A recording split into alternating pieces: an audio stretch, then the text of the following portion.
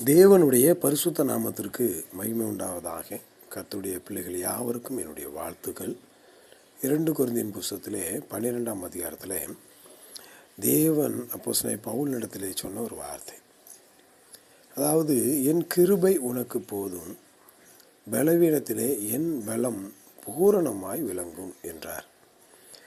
யோசித்து பார்க்கும் பொழுது நல்ல வல்லமையுள்ள ஒரு ஊழியக்காரர், அற்புதங்களையும் அடையாளமும் செய்யக்கூடிய ஒரு ஊழியக்காரர், அவருடைய சரீரத்திலே பலவீனம் இருக்கிறது பாருங்கள்.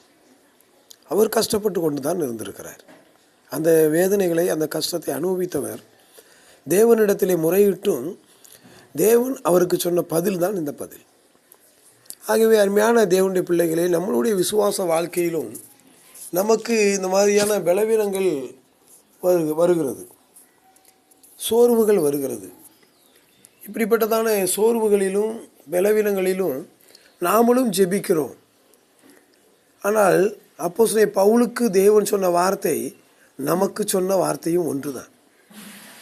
பவுலுக்கு தேவன் அதில் விடுதலையை பவுலுக்கு கொடுத்துருக்கலாம். ஏன் அவர் கொடுக்காமல் இருந்தால் என்று சொன்னால், இப்படித்தான் என்னுடைய பிள்ளைகள் பலவீனமாய் இருப்பார்கள், அவருடைய பலவீனத்திலே நான் பலத்தை கொடுப்பேன். அது பவுலுக்கு வெளிப்படுத்துவதன் மூலமாக நமக்கும் அவர் சொல்லுவதற்காகவே அந்த வார்த்தைகளை வைத்திருக்கிறார். ஆகவே அருமையான தேவனுடைய பிள்ளைகளே, நாம் நம்மளுடைய கஷ்டங்களை குறித்தோ நம்முடைய பலவீனங்களை குறித்தோ கவலைப்பட வேண்டிய அவசியம் இல்லை. கர்த்தர் சொல்கிறார் பாருங்க, என் பலம் பூரணமாய் விளங்கும் என்று சொல்லுகிறார். அவர் எவ்வளவு தூரம் நமக்கு பலன் கொடுக்க வேண்டுமோ அவ்வளவு தூரம் நமக்கு பலன் கொடுக்கிறார், பலன் கொடுப்பார். ஆகவே அப்போஸ்தலனாகிய பவுல் அந்த பலவீனத்தை குறித்து, தனக்கு இருந்த கஷ்டத்தை குறித்து அவர் என்ன செய்தாராம்? சந்தோஷப்பட்டாராம். ஏன்னா ஆண்டுடைய கிருபை என்னோடு கூட இருக்குதே, அது எனக்கு போதும்னு அவர் சந்தோஷப்பட்டாராம். ஆகவே நம்மளுடைய கஷ்டங்களிலும் பிரச்சனைகளிலும் கர்த்தர் நம்மளோடு கூட இருக்கிறார் என்ற விசுவாசம் நமக்கு இருந்தால் கஷ்டம் ஒரு பெருசாக தெரியாது. ஏன்னா தேவன் நம்மளோடு கூட இருக்கிறார், இயேசு கிறிஸ்துவின் கிருபை நம்மளோடு கூட இருக்கிறது.